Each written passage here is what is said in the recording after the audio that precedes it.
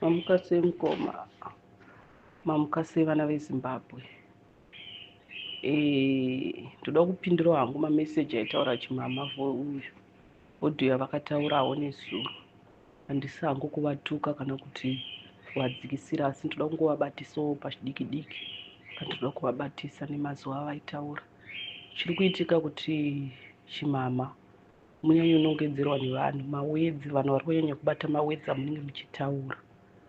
Pamunenge muchitaura paitangai mafunga, musamawanze hasha kana kuti musamhanye kuda kutaura musati mafunga. Itai semunhu mukuru amai.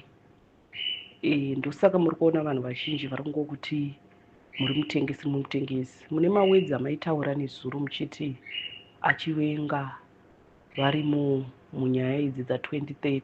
Vanhu vakabata wedhi iroro 1 mukataura mukati mimi makatanga kuita zvedemonstration musi wa30 zvakadi kubudirira, inga zvina kubudirira, vanhu vakangosiya. Mukataura futi wedhi rekuti makati vanhu stay away, inga zvina kubudirira 1. Kutaura kwenyu ikoko kunooneka kuti munoeka kusaidhira muri kana kuti munoeka kushoropodza revolution yaComrade Geza, nekuti zvinhu zvakarongwa naComrade Geza nevanhu vavakaronga navo havasi vanhu vakaronga, asi vakazongobudikira kuvanhu vachitaura kuti ndo zvatiri kuita sezvatiri kuda. Saka nematauriro munenge muchiita vanhu vanenge vakuti muri mutengesi, muri kunyepa kutange muri kusaidi kwana Comrade Geza kuna nyoka yamabhunu, asi muchida kuedza kuda kubata mawedzi nezvavari kuronga muchiendesa kwamunenge muchiendesa kuzvigandanga. Ndipo pamuri kunzi muri mutengesi ipapo. Saka musanyanya kugumbuka, musanyanya kubatikana nemazuva anenge uchiti sei vanhu muri kunditi mutengesi nekuti ndina nyoka yemabhunu, ndaizodai. Tarisai mazuva makataura makati ndina nyoka madai ndaida kumuuraya ndakamuuraya kare, chakati. Ipapo pamamuna nyoka yemabhunu mamusingauye nerudo kana kuti nekuda kuti mugadzirise nyika vanhu vadya chiguta, asi mamune emi yenyu yanga munayo yekuti maida kubata mawedzi avanenge vachironga. Variko vanhu vakadaro vekuti anouya semunhu ari kusaidi kwenyu asi achida kuita sei, kuenda kunoputsa. Zvakafanana nenguva yaJesu, Judas Iscariot aidya naJesu mundiro imwe chete, Jesu achimuda achitoona ngese mumwe wevadzidzi, asi anga ane emu yekuda kutengesa Jesu. Ndozvamakafanana nezvamakaita imimi, nekuti mawedzi enyu nezuro ndo pamakabudisa chokwadi chenyu chese, pamakati inga makatadza kubudirira 1, inga makazodai makatadza kubudirira sei musiri kubudikira pachena. Nhau dzinenge dzakadai ihondohombe, hazvingaite kuti aGeza vaivai vabudikire pachena vada kuratidza vanhu kuti ndiripo. Imi muchinyatsoziva kuti nyika nemamiriro azvakaita, munyatsoziva imimi chimama sekuziva kwenyu kuti munangara ukangobudirika pachena obvious anokuuraya. Imimi makataura mukati muri kudi kubudikira pachena. Imimi chamukunyanya kuda kuti vanhu ava vabudikire pachena ende makataura wedhi rekuti toda kuziva kuti Chamisa ari papi, toda kuziva kuti kana mabvisa munangarwa chichi chaitika, ndiwanomuda kuisa. Izvo zvinoitwa nemutengesi kana musingazvizivi. Siyai vanhu vaite zvavari kuita. Ivo vari kuziva kuti ndiani achaenda pachigaro. Mukataura naye kuti achivengwa chichichi, takakunzwai mawedzi amaitaura. Izvozvo zvinodzosera vanhu kumashure. Imimi kana mune mwoyo wenyu muchida kuti Zimbabwe isununguke vanhu vadya chiguta, hamufaniri kutaura mawedzi akadaro saamai, semunhu mukuru. Vanhu ndopa vanotanga kutaura kuti muri mutengesi kana kuti muri pfambi, asi munenge musiri pfambi. Ndinzwisisei ipapo, asi munenge musiri pfambi. Upfambi hwamuri kunzi muri pfambi kureva kuti muri kuda kuziva every point zviri kuitika, zviri kumberi, zvichazoitika kumberi. Siyai zviri kuitwa zviitwe, nekuti apa makaedza kutange muri kushoropodza kuti zvese zvinhu zviri kuitwa hapana chinobudirira, vamunangara vacharamba varipo 2030 kana musina kubata mawedzi enyu, kana vamwe vanhu vana veZimbabwe vasina kunzwa mawedzi enyu. Asi isusu takaanzwa sevanhu vanofunga, vanoona, takabata mawedzi. Kazhinji kacho kana muchitaura vanhu vanobata mawedzi. Ndosaka zvichinzi kana makagara vanhu vanobata mawedzi. Kana vabata mawedzi ako iyayo ndiye anooneka kuti munhu uyu mutengesi kana kuti haasi. Tarisai kuti makambouya mukati zvinhu zvamuri kuita izvi munobudirira, mufe makabudirira. Mukazodzoka futi zvakare imi mamai, mukazotaura mukati pamberi naageza nezvavari kuronga michichi, asi nezuro makataura audio muchiti muri kuita basa rekutaura zvokuti mari dziri kurutwa, muri kuita basa zvinakana nebasa izvo chichichichichi hazvina zvazvinobatsira, muri kutamba nepfungwa dzevanhu. Semimi saka kana muchitaura nyika yeZimbabwe kudaro, vanhu vanofungei? Vamwe vakatokukomendai vakati zviro muri kutaura point, izvo zvigandanga zvacho ndo zvaikukomendai kuti muri kutaura point. Vari kusaidi kwageza vaikutukai, zvigandanga ndo zvaitokukomendai kuti muri kutaura point. Ndokumbira kuti muteerere audio yangu iyi amai. Kana muri amai vanotya Mwari, semachira andinoita Mwari, kana muri amai mirai panzvimbo. Musati kana uku maona kuti kuri kubikwa nyama, imi mine muchida nyama momhanya, moti uku mukaona kuti kwakudhishwa mukaka, motiza moenda uku, moenda kuri kubikwa nyama, moenda munonoidya. Vanhu vanenge imimi muri vanhu vaya vekuti kana maona kuti ezvinozve Geza ninge ndiye ari kuenda pamberi, momhanyira kuna Geza. Maona kuti kwageza uku akuchiri kuita, uku ndokunenge kuri kuita kakubuda mari, mobva mamhanyira kuzvigandanga. Hamusi panzvimbo, mirai panzvimbo, budai pachena kuti inini ndiri kusaidi kupi.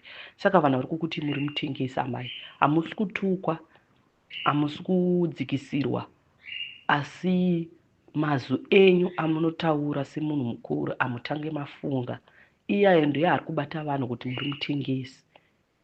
Muri kumutengesi ndiwo mazwi amunenge muchitaura kuvanhu veZimbabwe, vana veZimbabwe. Asi chandinoda ngokudza kuti zivai kuti zvamunenge muchitaura izvi, ndofunga ndakambotaura kuti zivai kuti zvamunenge muchitaura izvi zvinhu zvikuitika kuZimbabwe, mukazvitange mimi vana veZimbabwe, asi zivai kuti dzimwe nyika dzichazopindira, nekuti haisi hondo yekutamba nayo, haisi hondo diki, ihondo hombe. Saka zvese zvamwe muchiita hamusi kuziva zvichaitika kumberi. Saka musamenye kunyarara, ndinoona kunge kwakanaka kana usina chekutaura kuvana veZimbabwe. Usati nhasi uri kushuga, mangwana uri kusauti, mangwana uri kumhiripiri, wodzoka futi kushuga, oti mangwana uri kusauti. Kumagumo uchashaya kwekumira, nekuti vanhu vanenge vakukuziva. Pauchati uchaenda kushuga vachakuti uri mutengesi, pauchati uchaenda kusauti vachakuti uri mutengesi, pauchati uchaenda kumhiripiri vachakuti uri mutengesi. Munenge musisina pekumira. Ende musatsvage zvigaro nezvinhu zvisina nebasa. Nguva ino haisi kutsvaga zvigaro, inguva yekuti tibatane sevana veZimbabwe, tirwire pamwe chete, nekuti mwana wese ari kushupika.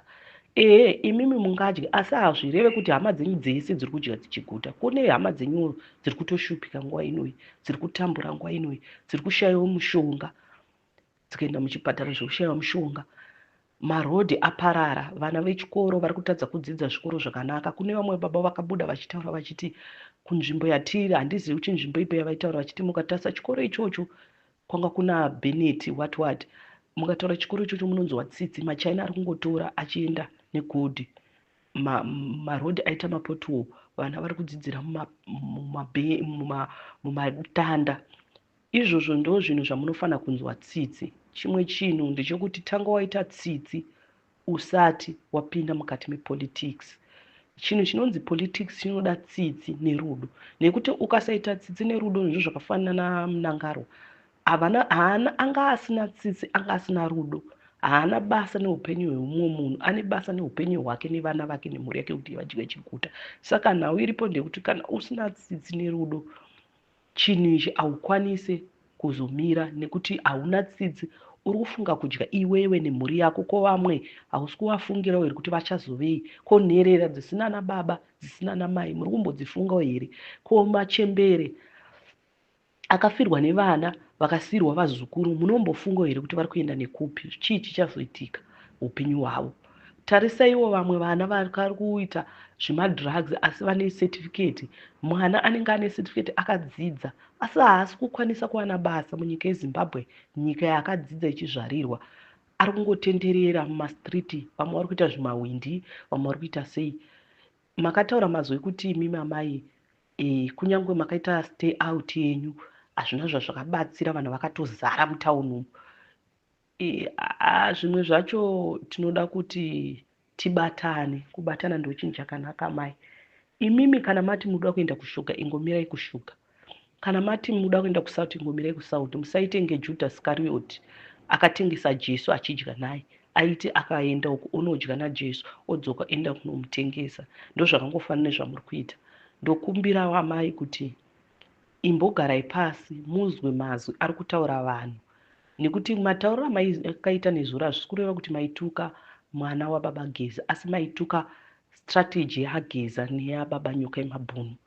Maonero andakaita, kana vamuna veZimbabwe musina kuzviona, ini ndakaona kuti maishoropodza strategy yakatangwa nabaComrade Geza yekuda kusunungura vanhu, muchitaura muchiti zvamakaita zvese kubva 31 makati within 7 days zvimwe zvapera, makazobudirira here. Saka ipapo apa ndo panobata mawedzi vanhu kuti imimi ndimi kutokonzesa kuti zvisabudire, nekuti munoenda kunosangana nababa Nyoka Yemabhunu. Kana masangana navo monzwa marongero kana kuti kuita muchitange muri kusaidi kwavo, mabva ipapo mochienda mofambisa meseji kuti ezvino zvavakuronga zvakati, ezvino zvavakuronga zvakati, ezvino zvavakuronga zvakati, vogarirwa nzira dzavo. Ndozvipari kuedzwa kutaura amai, hamuna kumbotukwa kunzi muri pfambi. Pakuzosvika pavanhu pakuti muri pfambi, inhau yekuti hamusi kumira panzvimbo, hamusi kumira panzvimbo. Kana tiri panapa tiri kugadzirisa nyika, tiri kuda kuti mwana wese adya chiguta. Ndofunga ndakambotaura ndikati aGeza vaive vakura, vamunhu vaakura, vanogona kungozvisiya vachiti vana vangu vanodya chiguta, vana vavo vanozvishandira vane zvese, asi vari kuitira avo vasina chavanacho, vari kuitira mwana wese weZimbabwe. Ngatiedzei kubatana. Ndofunga mukada kutarisa maSouth Africans, kana vati vari kubatana, vari kubatana. Hakuna anoenda nerweseri achinoenda kuita nga ari kusaidi kwevanhu vachinochera kune zvavanenge vachironga. Ndozvakangofanana zvamuri kuita imimi, muri kuchera, muri kuuya munonomira. Ipopo pacho pamakanosangana naComrade Nyoka Yemabhunu, maida kunzwa kuti vari kurongei, vari kuita nezvii. Hamuna kusangana nerudo rwenyu, ndosaka musina kukwanisa kuita zvamunenge muchifunga. Saka vanhu vari kuzoti imimi ndimi makatengesa Nyoka Yemabhunu, nekuti muri kutora information, vanhu vanenge vachiti muri pamwe chete, imi motora information moendesa kune vanhu venyu. Kana maendesa kuzvigandanga, vogara vagarira nzira dzanaGeza, vogara vakagarira nzira dzevanhu. Saka apa matauriro amakaita muri kuedza kuda kunetesa mwana weZimbabwe kuti zvese zviri kurongwa nevanhu ava havana chavari kuita chavanobudirira, muri kupedzera vanhu nguva. Ini chandoziva ndechekuti zvakangofanira munhu kanamata kuna Mwari. Ndofunga mhinduro yaMwari haiuye ipapo ipapo, asi inoda patient, inoda kumirira. Saka hatingakwanise kuti isusu aGeza vakundikana, vatadza kubvisa baba Munangarwa, vatokundikana nekuti madhezi ari kuwanda. Ndo zvinonzi kushaya patient ikoko. Ivai nepatient vana veZimbabwe, mirirai nguva. Mirirai nguva moteerera aGeza zvavanenge vachitaura. Vamwe vese ava vari kuzobuda vachitaura vachita sei, kukuwaraidzai nguva, kukusimbisai kuti musarase chitariro, asi teererai zvinenge zvichitaurwa naAGeza. Ndo chikumbiro changu. Imimi amai chimama, musataure kuti vanhu muchamera muromo nezvana mai zvinouya zvichitaura panapa, twana mai tui. Vamwe vanhu vamunenge vachiuya vachitotaurawo panapa vanhu vatori vakuru. Ndikada kutarisa fesi yenyu muchiri mwana mudikistirei, handifunge kuti hondo munoiziva imamai. Kana nhau dzekuti munoziva hondo, kana zvamaitira kuti nditone hamuna mafoni namba ana achiwengwa, kureva kuti imi munawo mafoni namba ana achiwengwa, munotaura nawo, munodii. Izvozvo ndizvo zviri kukonzeresa kunzi munzi muri pambi. Handi muri kuzviona, nekuti muri kuda mafoni namba evanhu vese, muda kuziva kuti baba Geza vari papi, Nyoka Yemabhunu vari papi, Achamisa vari papi, achiwengwa vari kuita nezvei. Asi mune emi yenyu yamunayo. Asi kana muchida kuti muri kuda kupinda musangano upindwe nekudaro, pindai zviri smart, zvine njere. Musapinde mumusangano muchiita nekuti ndakatombonzwa kunzi manga mumbori kuopposition party mukazobva mukatengesa mukadidi. Tarisai kuti hamuna kumira panzvimbo, hamuna kumira panzvimbo. Musati kana pamunenge mangonzwa kuti kwachabvondoka apa moenda kusaidi kunenge kune mari. Ndimi vanhu munonetsa imimi kuti hamuna kumira panzvimbo. Nhasi munenge makaba, ndimi vanhu mainetsa even nguva yemusangano. Nhasi makapfeka tisheti yeZANU-PF, mangwana makapfeka tisheti yeMDC, mangwana makapfeka tisheti yeCC. Hamusi panzvimbo, muri kuda kungodya. Chiri pamuri mimi muri kuema mari kuti apa ndo pandinokwanisa kudya mari, apa ndo pandinokwanisa kudya mari, asi hamusi kutarisa zviri kumberi. Semunhu mukuru tarisa zviri kumberi. Kana nhau iyi yatiri kuita iyi haisi kuti iri kuda kunzi vanhu vadye mari, kana kuti nhingi ndiye achazogara pachigaro, iye muchazozvikwanisa here? Mukabvisa munangarwa mukagara pachigaro munozvikwanisa, munokwanisa kuimutsa Zimbabwe? Hazvinzwaro. Ari kuziva ndiMwari, nekuti ageza vacho ndakambotaura kuti havana kuuya vega, asi vakatumwa nemidzimu yenyika, vakatumwa naMwari. Nyangwe nguva yehondo pavairwa, ndofunga vanga vasingazivi kuti ndiani achagara pachigaro, asi vairwira rusununguko, vairwira kutora nyika kubva kumabhunu. Zvakazoitika kuti vakati aiwa comrade Robert Mugabe ndiwo vangakwanise kuzogara pachigaro, ndo vangakwanise kuzosunungura nyika, asi zvanga zvisingarwiwi kuti vanoda kuziva kuti ndiani ari kuzobva, kana uyo abva ndiani achapinda, kana nhingi ari pai. Izvozvo zvinoita kunge zvine kautengesi, munokwadzisa vanhu nezvamunenge muchiita izvozvo. Ndinokumbirawo amai, kana makatukwa, inini hangu ndakazvimiririra ndichikumbirireiwo vakakutukai, ndinoti ndinokumbira ruregerero. Hakusi kuti kukumbira ruregerero kukutyai, nekuti inini hangu pachezvangu ndakazvimirira, handina munhu wandinotya, asi ndinotya Mwari, nekuti ndiye akandisika, ndiye akasika munhu. Asi ndinoti kana makatukwa kunzi muri pfambe, ndinokumbirira ruregerero kune vakakutukai, asi ndinoti kwamuri ndadzoka futi zvakare kwamuri, ivai nechibereko, gadzisai muromo wenyu kana muchitaura, wakai nyika, inzwai tsitsi nevanhu vari kutambura, inzwai tsitsi nevana vari kufira muzvipatara, inzwai tsitsi nanamai vari kubereka vachifira muzvipatara. Mukadaro munenge matsvaga tsitsi kuna Mwari. Kukukumbira ruregerero hazvireve kuti ndiri kukutyai, asi kuti ndoda kuedza kukugadzirisai. Mazwi enyu amunotaura haawake nyika, asi anoputsa.